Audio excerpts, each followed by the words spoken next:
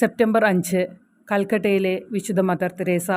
ഒരു വംശീയ അൽബേനിയൻ പലചരക്ക് വ്യാപാരിയുടെ മകൾ 1928 അയർലൻഡിലെത്തി.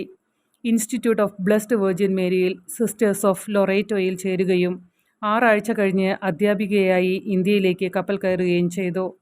കൊൽക്കത്തയിലെ ഓർഡേഴ്സ് സ്കൂളിൽ 17 വർഷം പഠിപ്പിച്ചു. 1946 സിസ്റ്റർ തെരേസ തൻ്റെ വിളി രോഗികളെയും ദരിദ്രരെയും ശുശ്രൂഷിക്കുന്നതിന് സ്വയം സമർപ്പിക്കാനുള്ള ദിവ്യപ്രചോദനമായി കരുതി. പിന്നീട് അവൾ പഠിപ്പിക്കുമ്പോൾ നിരീക്ഷിച്ച ചേരികളിലേക്ക് മാറി.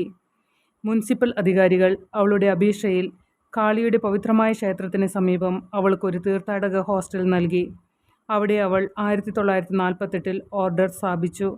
സഹതാപമുള്ള കൂട്ടാളികൾ താമസിയാതെ അവളുടെ സഹായത്തിനായി ഒഴുകിയെത്തി. ഡിസ്പെൻസറികളും ഔട്ട്ഡോർ സ്കൂളുകളും സംഘടിപ്പിച്ചു. മദർ തെരേസ ഇന്ത്യൻ പൗരത്വം സ്വീകരിച്ചു. അവളുടെ ഇന്ത്യൻ കന്യാസ്ത്രീകൾ എല്ലാവരും സാരി അവരുടെ ശീലമായി ധരിച്ചു.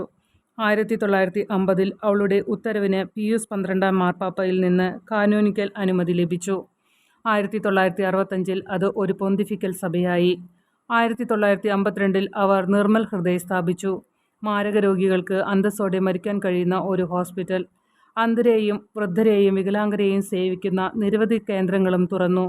മദർ തെരേസയുടെ മാർഗനിർദ്ദേശപ്രകാരം മിഷണറീസ് ഓഫ് ചാരിറ്റി ഇന്ത്യയിലെ അസൻസോളിനടുത്ത് ശാന്തിനഗർ എന്ന പേരിൽ ഒരു കുഷ്ഠരോഗി കോളനി നിർമ്മിച്ചു.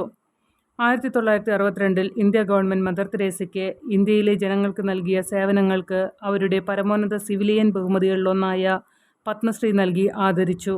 1964 പോൾ 6 മാർപ്പാപ്പ ഇന്ത്യയിലേക്കുള്ള തൻ്റെ യാത്രയിൽ തൻ്റെ ആചാരപരമായ ലിമോസിൻ നൽകി. അവളുടെ കുഷ്ഠരോഗ കോളനിയിലേക്ക് ധനസഹായം നൽകാൻ അവൾ അപേക്ഷിച്ചു. 1971 ജനുവരി 6 പോപ്പ് പോൾ അവളെ ആദരിച്ചു. ജോൺ 13 മാർപ്പാപ്പ സമാധാന സമ്മാനം നൽകി. 1979 മാനുഷിക പ്രവർത്തനങ്ങൾക്ക് സമാധാനത്തിനുള്ള നോബൽ സമ്മാനം നൽകി. 1980 അവർക്ക് ഭാരതരത്ന നൽകി രാജ്യം ആദരിച്ചു. പിന്നീടുള്ള വർഷങ്ങളിൽ മദർ തെരേസ വിവാഹമോചനത്തിനും ഗർഭനിരോധനത്തിനും ഗർഭചിത്രത്തിനും എതിരെ സംസാരിച്ചു.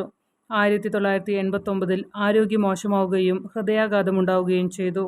2003 ഒക്ടോബർ 19 വാഴ്ത്തപ്പെട്ടവളായി പ്രഖ്യാപിച്ചു. 2016 സെപ്റ്റംബർ 4 ഫ്രാൻസിസ് 1 മാർപ്പാപ്പ അവളെ വിശുദ്ധയായി പ്രഖ്യാപിച്ചു.